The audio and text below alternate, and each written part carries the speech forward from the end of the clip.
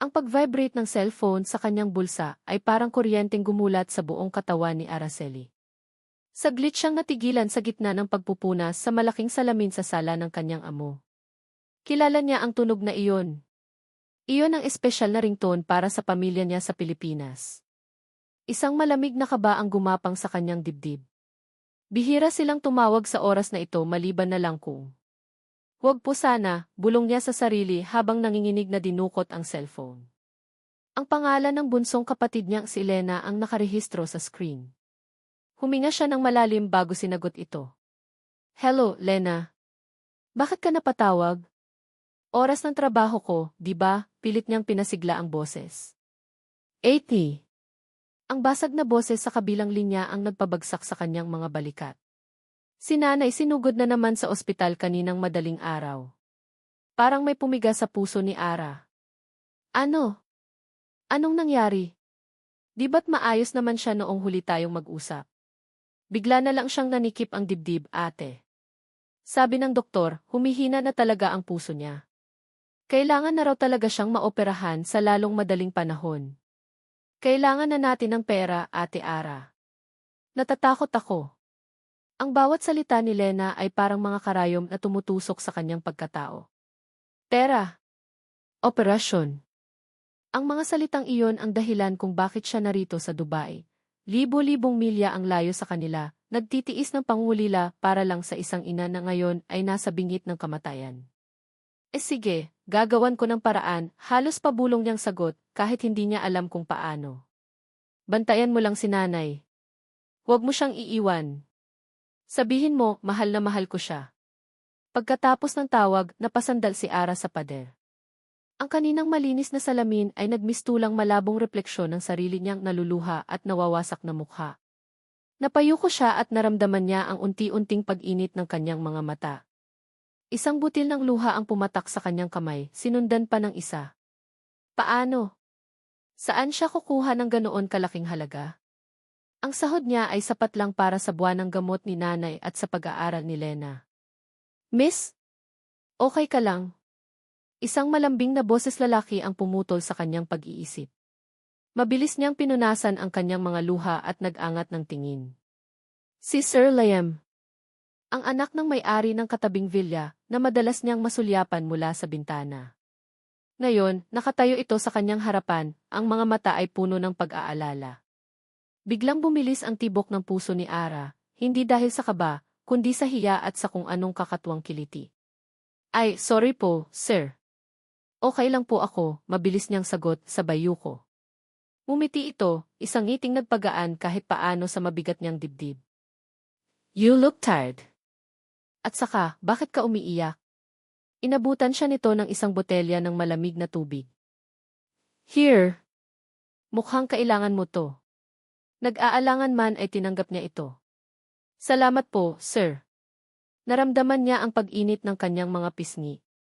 Sa lahat ng pagkakataon, bakit ngayon pa siya nakitang ganito? "Huwag mo masyadong pagurin ang sarili mo," sabi pa ni Liam, ang boses ay mababa at malumanay. "Liam na lang. Hindi ako sanay sa sir."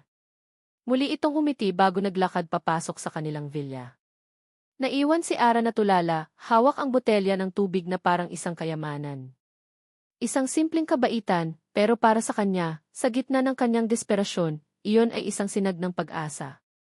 May mabubuti pa rin palang tao sa mundo. Siguro lang may paraan pa. Makakahanap siya ng paraan.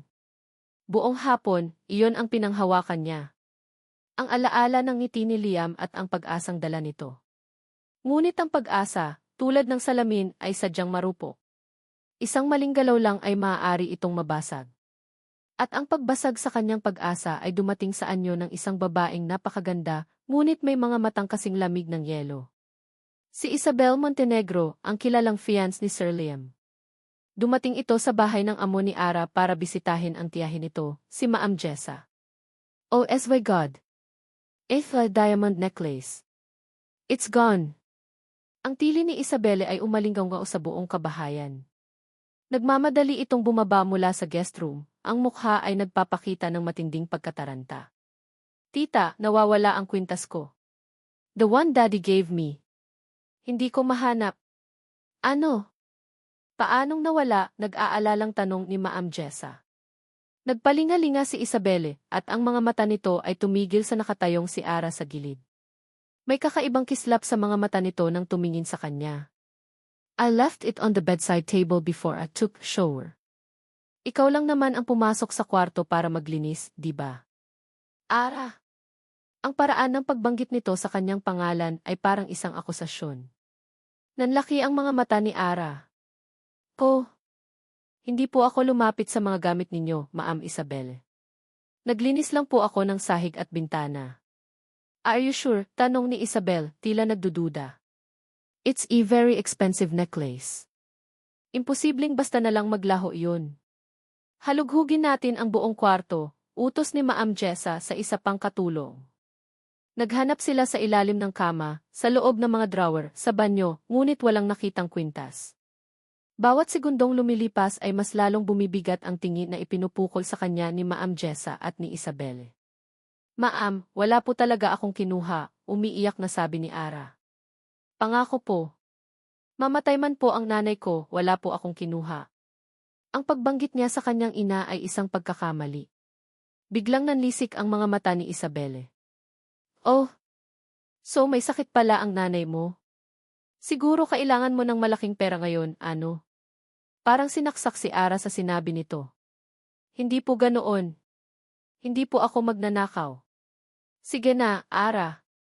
Ilabas mo na lang kung nasaan man yan. Hindi na kita ipapapulis, sabi ni Ma'am Jessa. Ang boses ay nawalan na ng tiwala. Pero wala po talaga, Ma'am.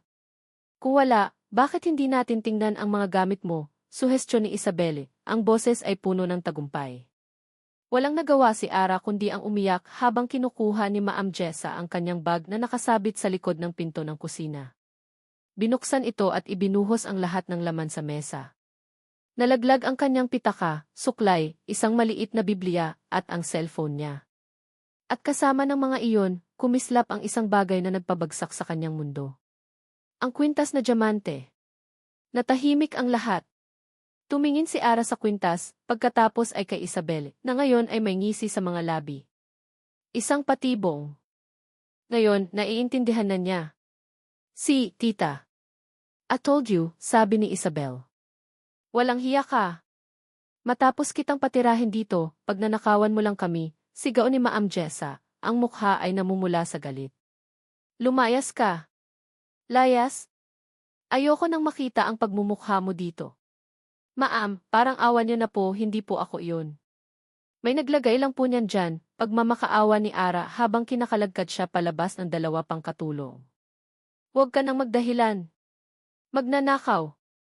Ang mga salitang iyon ang huling narinig niya bago isinara ng malakas ang pinto sa kanyang harapan. Hinagi sa labas ang kanyang bag doon, sa ilalim ng nanlilisik na araw ng Dubai, naiwan si Araceli Santos. Basa ang mukha sa luha, wasak ang puso at durog ang pagkatao. Napaupo siya sa gilid ng kalsada, yakap-yakap ang kanyang bag, dinukot niya ang kanyang cellphone at tiningnan ang litrato ng kanyang nakangiting ina. Paano na? Paano na ang operasyon? Paano na sila? Nawalan siya ng trabaho. Nawalan siya ng dangal. At sa isang iglap, nawalan siya ng lahat. Walang direksyon ang mga paa ni Ara. Dinala siya ng mga ito sa isang maliit na pampublikong parke na kanlungan ng ilang mga banyaga sa gitna ng nagbabagang init ng gabi sa Dubai. Umupo siya sa isang bakanting bench, sa ilalim ng isang puno ng date palm, at niyakap ng mahigpit ang kanyang bag na para bang iyon na lamang ang natitirang pag-aari niya sa buong mundo. Ang hangin ay tuyo at mainit, ngunit nilalamig ang buong pagkatao ni Ara. Blanko ang kanyang isipan.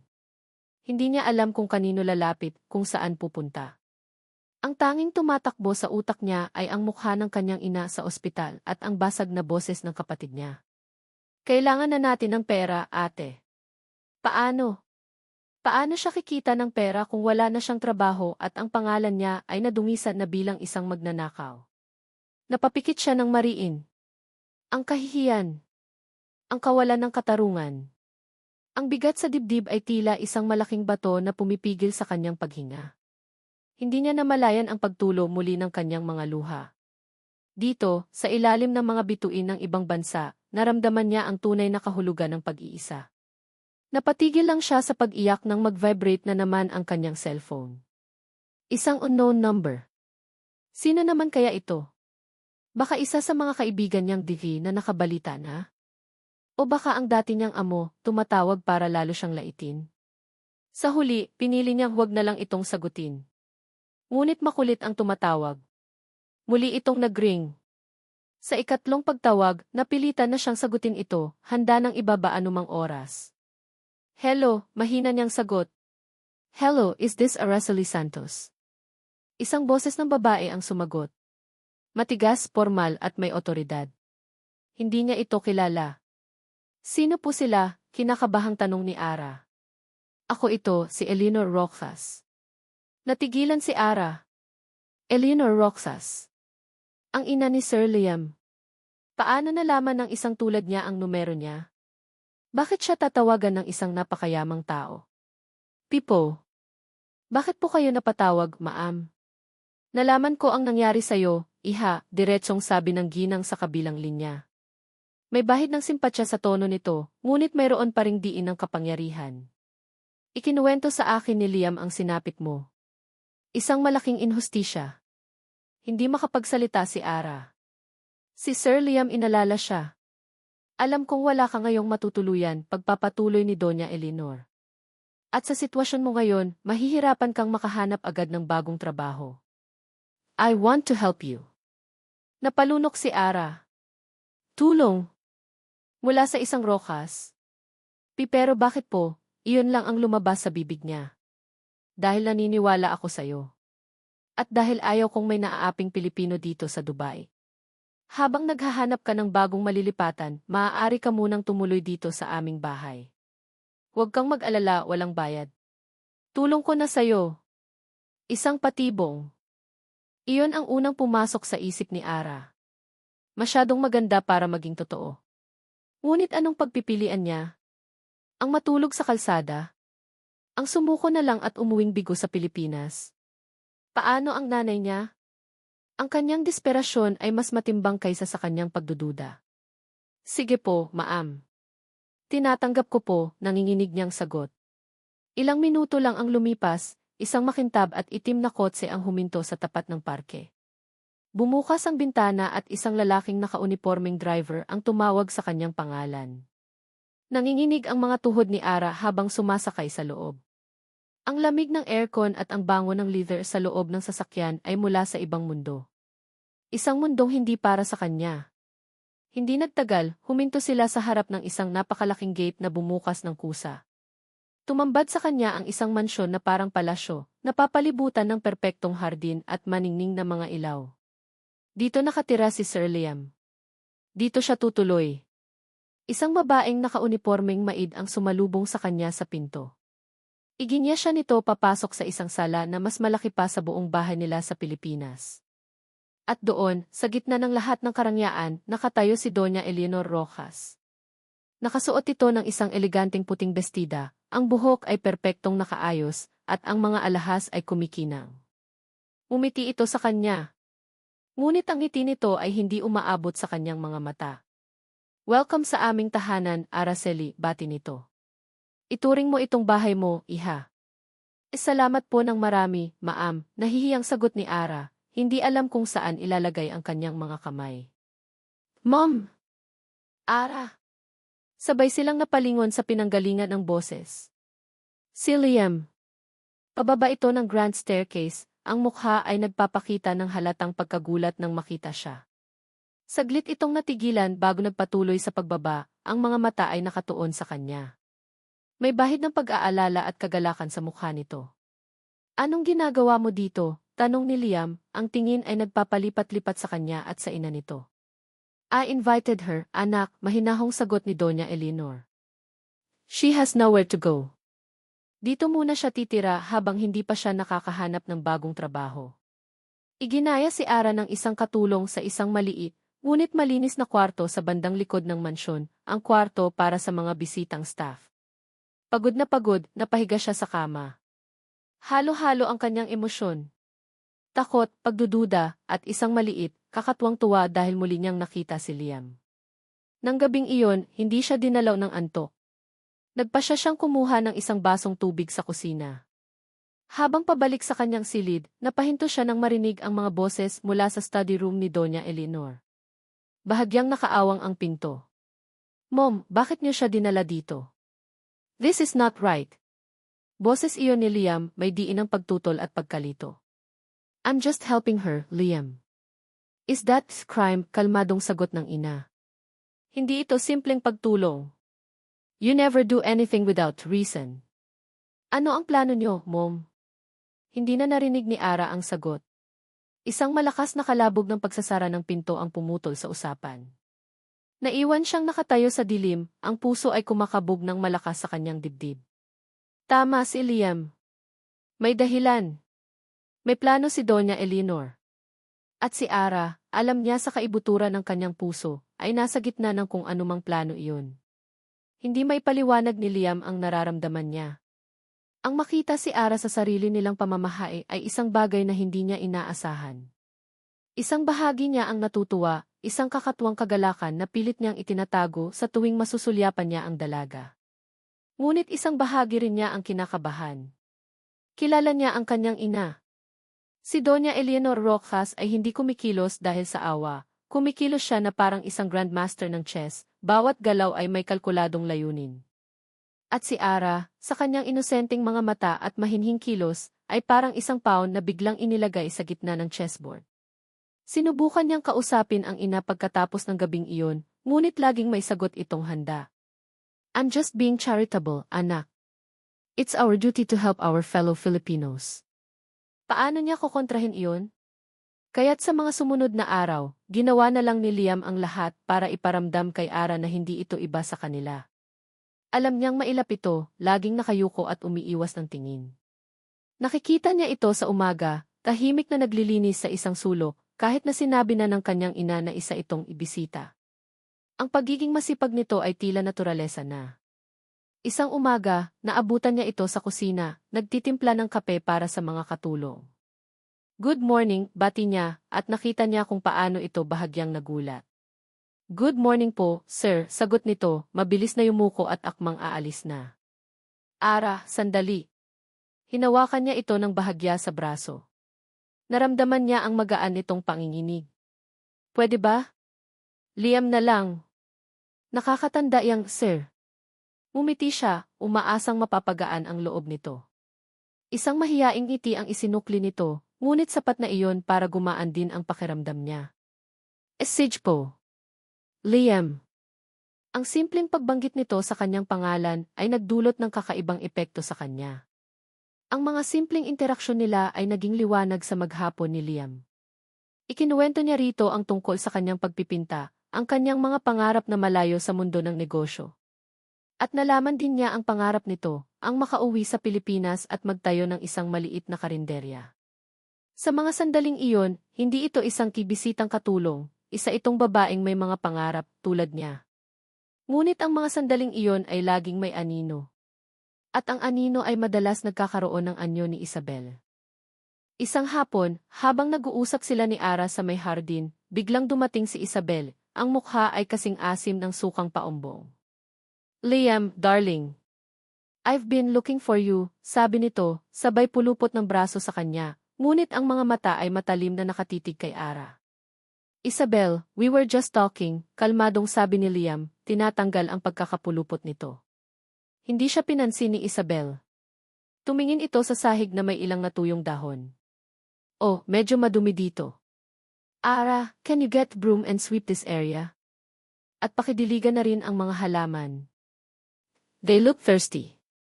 Ang tono nito ay hindi pakiusap kundi isang utos. Nakita ni Liam ang pamumula ng mukha ni Ara at ang mabilis nitong pagyuko. Sige po, Ma'am Isabel, mahina nitong sagot at akmang tatalikod na. Ngunit pinigilan siya ni Liam. Huwag, Ara. Tumingin siya ng diretsyo kay Isabel, ang pasensya niya ay unti-unti nang nauubos. May mga hardinero tayo para dyan, Isabel. She is our guest. Hindi siya utusan dito. Namilog ang mga mata ni Isabel sa gulat at inis. Hindi ito sanay na sinasagot ng ganoon, lalo na sa harap ng iba. Guest? Liam, she's a maid. Isang magnana. Stop it, Isabel, mariing sabi ni Liam, ang boses ay mababa ngunit may bigat. Ayaw na niyang marinig ang salitang iyon. Umalis ka na kung ganyan lang ang sasabihin mo. Padabog na umalis si Isabelle, puno ng pagbabanta ang huling tingin na ibinigay nito kay Ara. Humarap si Liam kay Ara, na ngayon ay nakatingin sa sahig, tila nahihiya. Pasensya ka na kay Isabel, sabi niya. Okay lang po, Sir Liam. Sanay na po ako, sagot nito, ngunit alam ni Liam na nasaktan ito. Nang gabing iyon, hindi mapakali si Liam. Nagpunta siya sa balkonahe ng kanyang kwarto para magpahangin. Doon, sa ilalim ng buwan, nakita niya si Ara. Nakaupo ito sa isang bench sa hardin, nakatingin sa malayo, ang mukha ay malungkot. Hindi siya nagdalawang isip na bumaba at tabihan ito. Hindi ka pa natutulog, tanong niya. Nagulat ito. Ikaw pala. Hindi pa ako inaantok. Naupo siya sa tabi nito, may sapat na distansya sa pagitan nila.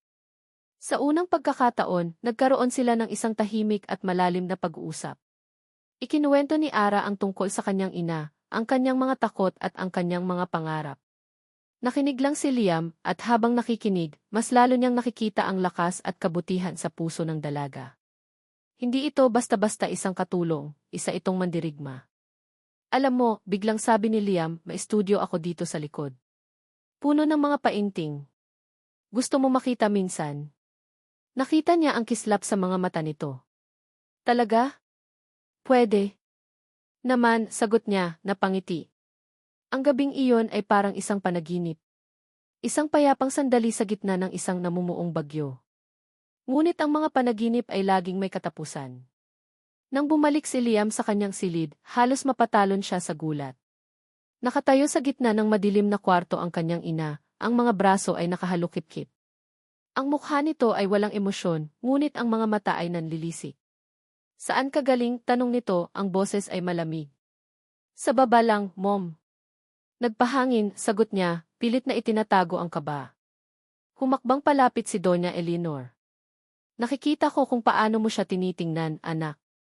Ang mga ngiti mo, ang mga tingin mo. Akala mo ba hindi ko napapansin? Hindi nakasagot si Liam. Isang paalala lang, Liam, pagpapatuloy ng kanyang ina, ang boses ay parang isang babala. Huwag mong bigyan ng pag-asa ang isang tulad niya. She's not one of us. Masasaktan lang siya. At masasaktan ka lang. Itigil mo na habang maaga pa. Tinalikuran siya nito at lumabas ng kwarto, iniwan siyang nakatayo sa dilim, gulong-gulo ang isipan. Itigil habang maaga pa? Pero paano kung huli na ang lahat? Paano kung ang nararamdaman niya para kay Ara ay nagsisimula ng hindi niya kayang pigilan? Lumipas ang mga araw na tila may pader na biglang itinayo sa pagitan ni na Ara at Liam. Ramdam ni Ara ang pag-iwas ng binata. Ang mga ngiting dati nitong ibinibigay ay napalitan ng formal na tango. Ang mga maikling kumustahan ay naging tahimik na pagdaan na lang sa pasilyo. Bawat iwas ni Liam ay parang maliliit na karayom na tumutusok sa puso ni Ara. Sinabi niya sa sarili na ito ang tama. Ito ang nararapat. Ano nga ba naman ang aasahan niya? Isa lang siyang hamak na katulong na nakikitira at si Liam ay isang rokas. Ngunit kahit anong pilit niyang kumbinsihin ang sarili, hindi niya maitatanggi ang kirot. Isang hapon, habang nag-aayos siya sa maliit na library ng mansyon, napansin niya ang isang sketchpad na nakapatong sa mesa. Hindi niya napigilang silipin ito. Puno iyon ng mga sketch ng mga tanawin, mga abstract na hugis, at sa isang pahina isang sketch ng isang babaeng nakaupo sa bench sa hardin, nakatingin sa buwan. Siya iyon. Napatakip si Ara sa kanyang bibig, ang puso niya ay biglang bumilis ang tibok. Iginuhit siya ni Liam. Sa ilalim ng drawing, may nakasulat na maliliit na letra, para sa mga pangarap na hindi dapat kinakalimutan. Iyon ang eksaktong mga salitang sinabi sa kanya ni Liam noong gabing nag-usap sila. Hindi niya alam na nakatayo pala si Liam sa may pintuan, pinagmamasdan siya. Nagustuhan mo ba? Napatalon si Ara sa gulat at mabilis na isinara ang sketchpad. Sorry. Hindi ko sinasadyang tingnan. Lumapit si Liam, isang malungkot na ngiti ang nasa kanyang mga labi. Huwag kang mag-sorry. Para sa'yo talaga yan. Iniabot niya ang sketchpad. Isang paalala na kahit anong mangyari, huwag mong kakalimutan ang mga pangarap mo. Ang pader sa pagitan nila ay gumuho sa isang iglap. Sa mga mata ni Liam, nakita ni Ara ang parehong pag-aalala at paghanga na nakita niya noong unang araw. Hindi pala ito galit. Umiiwas lang ito. Tara, biglang sabi ni Liam, tila nakagawa na ng desisyon. May ipapakita ako sa'yo. Dinala siya ni Liam sa studio nito sa likod ng hardin. Pagbukas ng pinto, isang mundo ng kulay ang bumungad kay Ara. Napapalibutan sila ng mga canvas na may iba't ibang laki at estilo ng pagpipinta. Ang amoy ng pintura at turpentine ay tila isang pabango ng kalayaan. Wow, iyon lang ang nasabi ni Ara, namamangha. Dito ako nagtatago kapag hindi ko na kaya ang mundo sa labas, sabi ni Liam. Kumuha ito ng isang maliit na canvas at ilang pintura. Gusto mong subukan? Sa una ay tumanggi si Ara, ngunit mapilit si Liam. Inabutan siya nito ng paintbrush. Sige na. Walang tama o mali sa sining. Tinuruan siya ni Liam ng mga pangunahing teknik. Ang mga kamay nila ay nagkadikit ng ilang beses habang inaayos nito ang kanyang pagkakahawak sa brush. Bawat dampi ng kanilang mga balat ay nagpapadala ng kuryente sa buong katawan ni Ara. Ang mundo sa labas ay nawala. Ang tanging naroroon ay silang dalawa, ang canvas, at ang katahimikang puno ng hindi masambit na mga damdamin. Ngunit ang kanilang sandali ay biglang pinutol ng malakas na pagbukas ng pinto. So, nandito lang pala kayo. Ang matinis na boses ni Isabelle ay sumira sa mahika ng lugar. Kasama nito si Doña Eleanor, na ang mukha ay kasing tigas ng bato. Anong ibig sabihin nito, Liam? Malamig na tanong ni Doña Eleanor. Ang tingin ay nakapako sa kamay ni Ara na may bahid ng asul na pintura. We were just painting, Mom, sagot ni Liam. Tumayo ito sa pagitan ni Ara at ng dalawang babae, tila isang pananggalang. Painting, tumawang mapakla si Isabel. Or flirting. Darling, hindi mo kailangang bumaba sa level na to para lang maglibang. Naramdaman ni Ara ang pamumula ng kanyang buong mukha. Gusto na niyang magpalamon sa lupa sa hiya. Pasensya na po, bulong niya, nagmamadaling lumabas ng studio. Hindi na niya narinig ang pagtatalo na naiwan sa loob. Tumakbo siya pabalik sa mansyon, ang mga luha ay nag-uunahan sa pagpatak. Bakit ba niya hinayaan ang sarili niya? Bakit siya umasa? Pumasok siya sa loob ng bahay, at habang naglalakad sa pasilyo, napahinto siya sa tapat ng study room ni Doña Eleanor. Bahagyang nakaawang ang pinto at may kausap ito sa telepono. Hindi niya sinasadyang makinig, ngunit ang mga salitang narinig niya ay pumako sa kanyang kinatatayuan. Magaling! Salamat sa pagsunod sa utos kong tanggalin siya sa trabaho. Natigilan si Ara. Ang boses ay kay Doña Eleanor at ang kausap nito parang pamilyar. Nasa pamamahay ko na siya, pagpapatuloy ng ginang, ang boses ay puno ng kalkulasyon. Hindi, huwag kang mag-alala. Hindi ko siya tinutulungan. This is all part of the plan. Dito ko mismo ipapamukha sa anak ko na hindi sila bagay. Dito niya makikita kung gaano kalaki ang agwat nila. Isang hamak na katulong lang siya. In week or two, he will get tired of his new toy and he will come running back to Isabel. Trust me. I know as my son. Parang isang malakas na kulog ang bawat salita. Ang pagkawala niya ng trabaho hindi iyon dahil sa pagnanakaw. Inutos iyon. Ang pagpapatira sa kanya dito hindi iyon pagtulong. Isa iyong plano. Isang masalimuot at malupit na plano para ipahiya siya, para ipakita kay Liam na isa lang siyang laruan. Napasandal si Ara sa pader, ang tuhod niya ay nanghihina. Hindi niya maramdaman ang sarili niyang paghinga. Ang lahat ng kabaitan, ang lahat ng pag-aalala lahat ay kasinungalingan. Isa siyang tau-tauhan sa isang palabas na si Doña Eleanor ang direktor. Ang botelya ng tubig. Ang pag-aalala. Ang pag-uusap sa hardin. Ang sketch. Ang pagpipinta. Lahat ng iyon ay bahagi ng entablado. Isang matinding kirot, mas masakit pa sa anumang naramdaman niya, ang dumurog sa kanyang puso. Hindi lang siya nawala ng trabaho, ninakaw sa kanya ang dignidad. At ang pinakamasakit sa lahat, ginamit siya para saktan ang taong unti-unti nang nagiging dahilan ng pagtibok ng kanyang puso. Nang gabing iyon, habang nakahiga sa kanyang kama, tinitigan ni Ara ang sketch na bigay ni Liam. Ang dating nagbibigay pag-asa ay isa na ngayong simbolo ng isang malaking panluloko. Simula nang malaman ni Ara ang katotohanan, isang pader na yelo ang binuo niya sa paligid ng kanyang puso. Mas mataas, mas matibay, at mas malamig kaysa sa pader na sinubukan ni Liam na itayo. Ang bawat kilos niya sa loob ng mansyon ay naging mekanikal. Naglilinis siya ng hindi tumitingin. Kumakain siya ng walang panlasa. Ngumingiti siya ng walang buhay. Paulit-ulit na sinubukan ni Liam na kausapin siya. Ara, anong problema? Tanong nito isang araw nang magkasalubong sila sa pasilyo. May nagawa ba akong mali? Galit ka ba dahil sa nangyari sa studio? Tumingin si Ara sa sahig, ang mga kamay ay mahigpit na nakakuyom sa gilid ng kanyang palda. Ang gusto niyang isigaw ay, lahat ito mali. Isang malaking kasinungalingan ang lahat. Ngunit anong karapatan niya? Wala po, sagot niya, ang boses ay walang anumang emosyon. Pasensya na po, sir. Hindi po tayo talo. Bisita lang po ako dito at kayo ang anak ng may-ari. Hindi po dapat tayo nag-uusap ng ganito. Ang bawat salitang tipo at T-sir ay parang mga patalim na itinusok niya hindi lang kay Liam, kundi pati na rin sa sarili niya. Nakita niya ang sakit at pagkalito sa mga mata ni Liam. Ngunit bago pa ito makasagot, mabilis na siyang tumalikod at umalis. Iyon ang pinakamadali. Ang pagdistansya. Ang pagbabalik sa kung saan siya nararapat, sa anino. Ang hindi niya alam, ang lahat ng ito ay pinapanood ni Doña Eleanor mula sa malayo, isang maliit at kontentong ngiti ang nasa kanyang mga labi. Ang plano niya ay gumagana ng perpekto. Upang mas lalong idiin ang punto, nag-organisa si Doña Eleanor ng isang malaking hapunan. Isang key intimate gathering, sabi niya, para sa mga pinakamalalapit na kaibigan at business partners ng pamilya.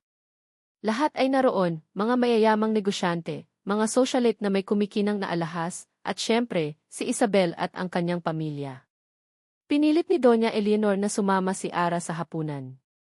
You are our guest, iha. You should join us, sabi nito, ang ngiti ay puno ng kahulugan. Alam ni Ara na wala siyang pagpipilian. Ito ay bahagi pa rin ng palabas. Nakaupo si Ara sa dulo ng mahabang mesa, suot ang isang simpleng bestida na ipinahiram sa kanya ng isang katulong. Pakiramdam niya ay isa siyang basahan sa gitna ng mga mamahaling sutla. Walang kumakausap sa kanya. Ang tanging naririnig niya ay ang mahihinang bulungan at ang mga tinging puno ng pag-uusisa na ipinupukol sa kanya. Sa gitna ng hapunan, itinaas ni Doña Eleanor ang kanyang kopita. I would like to make a toast, simula nito, nakukuha ang atensyon ng lahat. To new friends. Tumingin ito ng diretsyo kay Ara. Gusto kong ipakilala sa inyo ang aming bisita, si Araceli.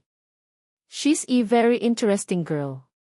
Dati siyang kasambahay sa kabilang villa at pinalayas dahil napagbintangan siyang nagnakaw. Isang kolektibong paghinga ng pagkagulat ang narinig sa buong silid. Of course, I believe she's innocent, pagpapatuloy ni Doña Eleanor, ang boses ay puno ng peking kabutihan. Kaya naman, bilang isang mabuting tao, kinupop ko siya. I gave her a roof over her head.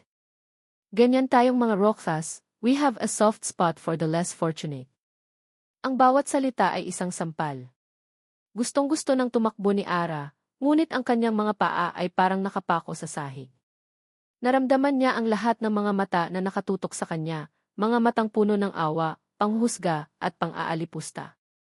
Napayuko na lamang siya, pinipigilan ang mga luhang nagbabadyang tumulo. Mom, that's enough. Narinig niya ang galit na boses ni Liam. Hinila siya ni Liam patayo at kinalagkad palabas ng dining hall, papunta sa hardin. Ara, I'm so sorry. Hindi ko alam na gagawin ito ni Mommy. Ang mukha ni Liam ay puno ng galit at pagsisisi. Ngunit bago pa man makasagot si Ara, sumunod na palabas si Doña Eleanor at Isabel. Liam, how dare you create the scene, sigaw ni Doña Eleanor. Ako pa ang gumagawa ng eksena? Mom, you humiliated her in front of everyone. Nagtago si Ara sa likod ng isang malaking halaman, ayaw nang madamay pa sa gulo. Ngunit mula sa kanyang pinagtataguan, narinig niya ang bawat salita na sumunod. Mamili ka, Liam, mariing sabi ni Doña Eleanor, ang boses ay umalinggaw sa tahimik na gabi. Ang pamilyang ito, ang pangalan natin, ang lahat ng ipinundar natin o ang babaeng yan. Isang nakabibinging katahimikan ang sumunod. Hinihintay ni Ara ang sagot ni Liam, ang puso niya ay parang sasabog. Sabihin mong ako. Ipaglaban mo ako, sigaw ng isang maliit na bahagi ng kanyang puso. Ngunit wala siyang narinig na sagot mula kay Liam. Ang narinig niya ay ang mapanuyang boses ni Isabelle. See. He knows his place. Roxas will always choose his family. Hindi ka ba niya sinabihan, Ara? You were just a temporary distraction. Isang laro. At tapos na ang laro. Gumuho ang mundo ni Ara. Hindi man niya narinig mula mismo sa bibig ni Liam, ang kanyang pananahimik ay isang sagot na. At ang mga salita ni Isabel kinumpirma nito ang lahat. Isa lang siyang laro. Isang pansamantalang aliw. Hindi na niya hinintay ang anumang kasunod. Dahan-dahan siyang umatras, pabalik sa loob ng mansyon, ang mga luha ay malayang dumadaloy sa kanyang mga pisngi. Ang sakit ay hindi na maipaliwanag. Ito ay isang pagkakanulo na dumurog sa bawat piraso ng kanyang pagkatao. Pumasok siya sa kanyang silid, ang isip ay blanko. Kinuha niya ang kanyang bag mula sa ilalim ng kama. Nanginginig ang mga kamay habang isa-isa niyang inilalagay ang kanyang ilang damit sa loob. Ang sketchpad na bigay ni Liam ay naroon sa ibabaw ng mesa. Tinitigan niya ito ng matagal bago niya ito kinuha at inilagay sa bag, hindi niya alam kung bakit. Siguro para ipaalala sa sarili niya kung gaano siya naging isang hangal. Nang isinasara na niya ang bag, bumukas ng malakas ang pinto ng kanyang silid. Nakatayo doon si Liam, hingal na hingal, ang mukha ay puno ng pagkasindak at isang desperadong determinasyon. Ang mga mata nito ay nakatuon sa bag na hawak niya. Ara, saan ka pupunta? Tanong nito, ang boses ay nanginginig. Mag-usap tayo. Please. Let me explain. Ang buong silid ay tila huminto sa pag-ikot. Tanging ang mabibigat na paghinga ni Liam at Ara ang maririnig. Nakatayo si Liam sa may pintuan, ang dibdib ay mabilis na umaakyat baba, habang si Ara naman ay mahigpit na nakahawak sa kanyang bag, na parabang iyon ang kanyang kalasag. Explain, malamig na tanong ni Ara, ang bawat salita ay may bahid ng pait. Ano pa ang kailangan mong ipaliwanag, Liam? Na isa lang akong laro? Na ako ang temporary distraction mo? Narinig ko ang lahat. Hindi totoo yan, mabilis na sagot ni Liam, humakbang siya palapit. Hindi mo narinig ang buong pag-uusap. Ara, please, maniwala ka sa akin. Umiling si Ara, isang mapaklang ngiti ang gumuhit sa kanyang mga labi. Bakit ako maniniwala? Lahat na nangyayari sa bahay na to ay isang malaking plano. Ang pagkatanggal ko sa trabaho, ang pagpapatira niyo sa akin dito, lahat yun para lang ipamukha sa akin kung saan ako lulugar. At nagtagumpay ang mommy mo. Nagtagumpay kayong lahat. Plano niya ang lahat ng iyon, pag-amin ni Liam, ang boses ay puno ng galit na hindi nakadirekta kay Ara, kundi sa sarili nitong pamilya. Pero ang nararamdaman ko para sa'yo, hindi kasama sa plano niya. Hindi kasama sa plano ko. Nangyari lang. At totoo ito, Ara. Totoo ito. Sinubukan niyang hawakan ang kamay ni Ara, ngunit mabilis itong iniwas ng dalaga. Huli na ang lahat, Liam. Hindi pa, desperadong sabi ni Liam. Kinuha niya ang kamay ni Ara at sa pagkakataong ito, hindi na pumalag ang dalaga. Hinawakan niya ito ng mahigpit. Ang mga mata niya ay puno ng isang desisyon na ngayon lang nakita ni Ara. Isang desisyon na walang bahid ng pag-aalinlangan. Aalis ako kasama mo. Dito at ngayon din hindi ko sila pipiliin. Ikaw ang pipiliin ko, Ara. Ikaw. Natigilan si Ara. Ang sinseridad sa boses ni Liam ay parang alon na unti-unting gumigiba sa pader na itinayo niya. Ngunit ang takot at sakit ay mas malakas. Binitawan niya ang kamay nito. Sa biglaang paggalaw, nahulog ang kanyang pitaka mula sa bulsa ng kanyang bestida. Bumagsak ito sa sahig at bumukas. Mula sa loob, isang maliit at lumang litrato ang dumulas palabas. Isang litratong kupas na, ang mga gilid ay gasgas na sa katagalan. Iyon ang nag-iisang larawan ng kanyang ama, isang lalaking hindi niya nakilala, na ibinigay sa kanya ng kanyang ina bago siya umalis papuntang Dubai. Mabilis na pinulot ni Liam ang litrato para ibalik sa kanya. Ngunit pagkakita niya sa mukha ng lalaki sa larawan, natigilan siya. Tinitigan niya ito ng mabuti. Isang pamilyar na mukha mula sa mga lumang photo album ng kanilang pamilya. Kilala ko siya eh. Halos pabulong na sabi ni Liam, ang noo ay nakakunot sa pag-iisip. Teka, siya si Mang Ricardo. Ang driver ni Lolo noon. Sabay silang napalingon nang bumukas muli ang pinto. Si Doña Eleanor, ang mukha ay isang maskara ng malamig na galit. Liam, ano pa ang ginagawa mo dito? Hindi ka pa ba tapos sa walang kwentang dramang ito?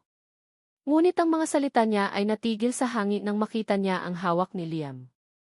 Ang kanyang mga mata, na kanina inanlilisik, ay nanlaki sa hindi makapaniwalang pagkabigla. Dahan-dahan siyang lumapit, ang tingin ay hindi maalis sa lumang litrato. Saan-saan mo nakuha yan? Nanginginig niyang tanong, ang boses ay nawala ng dating otoridad.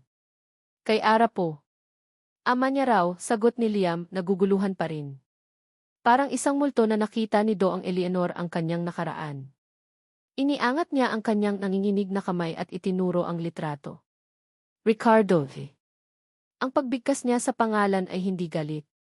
Ito ay puno ng isang emosyong matagal nang nakakubli, isang pinaghalong sakit, pangungulila at pagsisisi. Anak ka ni Ricardo, tanong niya kay Ara, ang mga mata ay puno ng luhang hindi pumapatak. Si Ara, na walang kaalam-alam, ay tumango lang. At sa sandaling iyon, ang lahat ng kontrol at pagtitimpi na iningatan ni Doña Eleanor sa loob ng maraming taon ay gumuho. Kaya pala, sigaw niya, ang tawa ay walang saya, puno ng kabaliwan. Kaya pala bumalik ka. Para gantihan ako. Para ipamukha sa akin ang lahat. Mom, anong sinasabi niyo? Nag-aalalang tanong ni Liam. Ang ama niya, Liam, humarap si Doña Eleanor sa anak, ang mukha ay basang-basa na ng luha. Ang ama niya ang lalaking dapat ay pakakasalan ko. Ang una kong pag-ibig. Ngunit duwag siya. Isa siyang duwag. Hindi niya ako kayang ipaglaban sa pamilya ko. Kaya't iniwan niya ako. At ngayon, ipinadala niya ang anak niya para sirain din ang buhay ng anak ko. Ang bawat salita ay isang revelasyon na yumanig sa buong silid. Si Ara ay napasandal sa pader, hindi makapaniwala sa kanyang naririnig. Ang kanyang ama at si Doña Eleanor. Ang lahat ng galit ng ginang sa kanya, ang lahat ng pagpapahirap, hindi lang iyon dahil sa estado niya sa buhay. Mas malalim pa. Ito ay galit na nag-ugat mula sa isang nasirang nakaraan. Ang galit nito sa kahinaan ng kanyang ama ay naisalin sa kanya. Nakikita ni Doang Eleanor sa kanya ang mukha ng lalaking nanakit at umabandona dito. Sa gitna ng kaguluhan, sa gitna ng mga sigaw at pag-iyak ng kanyang ina, isang bagay ang naging malinaw kay Liam. Tapos na ang lahat. Huminga siya ng malalim. Hinawakan niyang muli ang kamay ni Ara, at sa pagkakataong ito, hinayaan na siya ng dalaga. Humarap siya sa kanyang ina, ang mga mata ay puno ng awa, ngunit may matibay na determinasyon. Tapos na po, Mom, sabi niya, ang boses ay kalmado ngunit pinal. Tapos na ang lahat. At sa harap ng kanyang naguguluhang ina, sa gitna ng mga pira-pirasong alaala ng isang nasirang pag-ibig, hinila ni Liam si Ara palabas ng silid, palabas ng gulo, at patungo sa isang bagong simula na silang dalawa lang ang bubuo. Iniwan nila si Doña Eleanor na nakaluhod sa sahig, yakap-yakap ang sarili, at umiiyak para sa isang kahapon na hindi na maibabalik pa. Lumipas ang 6 na buwan. Ang marangyang tanawin ng Dubai, na may matatayog na gusali at kumikinang na mga ilaw, ay napalitan ng payak na ganda ng isang probinsya sa Pilipinas. Ang mainit at tuyong hangin ay napalitan ng sariwang amoy ng lupa at dagat. Dito, sa isang maliit na bahay na bato malapit sa dalampasigan, natagpuan ni Ara at Liam ang kanilang bagong mundo. Isang umaga, naabutan ni Ara si Liam sa kanilang maliit na balkonahe. Nakaupo ito sa harap ng isang canvas, ang buhok ay ginugulo ng mahinang hangin mula sa dagat, at ang kanyang buong atensyon ay nakatuon sa pagpipinta. Hindi ito ang mga abstract na gawa na nakita ni Ara sa studio nito sa Dubai. Ang ipinipinta nito ngayon ay ang tanawin sa kanilang harapan, ang asul na dagat, ang mga bangka ng mangingisda, at ang mga batang naghahabulan sa buhangin. May buhay at saya sa bawat hagod ng kanyang brush. Lumapit si Ara, dala ang 2 tasa ng mainit na kape. Para sa paborito kong pintor, malambing niyang sabi. Napangiti si Liam at lumingon sa kanya. Ang mga mata nito ay puno ng kapayapaan, isang bagay na hindi niya nakita noong nasa Dubai pa sila. Salamat, mahal ko, sagot nito, sabay halik sa kanyang pisngi. Naging simple ang kanilang buhay. Ipinagbili ni Liam ang iilan sa mga mamahalin niyang relo at gamit na naidala niya para may panimula sila. Ang mga natitirang painting niya mula sa Dubai ay naibenta online sa tulong ng isang kaibigan. Ngayon, ang pagpipinta na dati takasan lang niya ay naging kanilang ikinabubuhay. Si Ara naman, sa wakas, ay nagawa ang pangarap niya. Nagtayo siya ng isang maliit na karinderya sa harap ng kanilang bahay na mabilis na naging paborito ng mga lokal dahil sa kanyang masarap na luto. Ang pinakamahalaga sa lahat, na ipaopera na nila ang nanay ni Ara. Si Aling Martha, na ngayon ay malakas na, ang siyang nag-aasikaso sa maliit nilang hardin ng gulay sa likod bahay. Tuwing umaga, naririnig ni Ara ang tawanan ng kanyang ina at kapatid, isang musika na hindi niya akalaing maririnig niya muli. Isang araw, isang sulat ang dumating para kay Ara. Walang pangalan ang nagpadala, ngunit ang selyo ay mula sa Dubai. Kinakabahan niya itong binuksan. Sa loob, isang bank draft na may napakalaking halaga ang nakasulat, sapat para bayaran ang lahat ng kanilang utang sa ospital at magtayo ng mas malaking negosyo.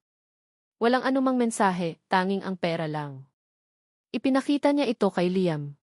Tinitigan nila pareho ang piraso ng papel. Hindi na nila kailangang hulaan kung kanino galing. Tinutulungan niya tayo, mahinang sabi ni Ara. Tumango si Liam. Siguro ito ang paraan niya ng paghingi ng tawad. Hindi sila nag-usap tungkol dito pagkatapos. Tahimik nilang tinanggap ang tulong, hindi bilang bayad pinsala, kundi bilang isang tulay. Isang maliit na hakbang tungo sa pagpapatawad na hindi na kailangang bigkasin. Kinagabihan, niyaya ni Liam si Ara na maglakad sa dalampasigan. Ang papalubog na araw ay nagpinta ng kulay kahel at lila sa kalangitan. Habang naglalakad sila ng magkahawak kamay, biglang huminto si Liam at lumuhod sa harap ni Ara. Walang singsing na diamante. Walang mamahaling regalo. Sa halip, mula sa kanyang bulsa, kinuha niya ang isang singsing na gawa sa maliliit at pinakinis na kabibe, na siya mismo ang gumawa. Araceli Santos, simula niya, ang boses ay nanginginig sa emosyon. Hindi ko maibibigay sa iyo ang yaman ng mundo, ang mga mansyon o ang mga magagarang sasakyan. Pero maipapangako ko sa iyo ang buong mundo ko. Ang puso ko, ang mga pangarap ko, at ang bawat pagsikat at paglubog ng araw na magkasama tayo. Mahal kita, Ara. Pakasalan mo ako. Tumulo ang mga luha ni Ara, ngunit sa pagkakataong ito, mga luha ito ng purong kaligayahan. Tumango siya ng paulit-ulit. Liam. Isinuot ni Liam ang singsing sa kanyang daliri. Itinayo siya nito at niyakap ng mahigpit. Sa ilalim ng nag-aagaw na dilim at liwanag, sa harap ng walang hanggang dagat, ang kanilang pag-ibig ay naging isang pangakong kasing tibay ng mga batong naroon sa dalampasigan. Samantala, libo-libong milya ang layo, sa Dubai, nakaupo si Doña Eleanor Roca sa mahabang hapagkainan ng kanyang mansyon. Tahimik. Walang laman ang ibang mga upuan. Sa kanyang harapan, sa tabi ng kanyang plato, nakalagay ang kupas na litrato ni Ricardo. Pinagmasdan niya ang nakangiting mukha sa larawan. Sa unang pagkakataon sa loob ng maraming taon, hindi galit o pagsisisi ang kanyang naramdaman, kundi isang mapait na pangunawa. Ipinagkait sa kanya ang kanyang pag-ibig, at muntik na niyang gawin ang parehong pagkakamali sa kanyang anak. Kinuha niya ang litrato, at sa katahimikan ng kanyang malungkot na palasyo, isang butil ng luha ang pumatak mula sa kanyang mga mata at tumama sa lumang papel. Isang luhang nagsasabi ng lahat ng hindi niya kayang sabihin. Ang tunay na yaman, na unawaan niya sa huli, ay hindi nasusukat sa dami ng pera o sa taas ng katayuan, kundi sa pag-ibig na handang isakripisyo ang lahat, isang aral na natutunan niya ng huli na. Ngunit para sa kanyang anak, alam niyang hindi pa huli ang lahat. At iyon, sa ngayon, ay sapat na.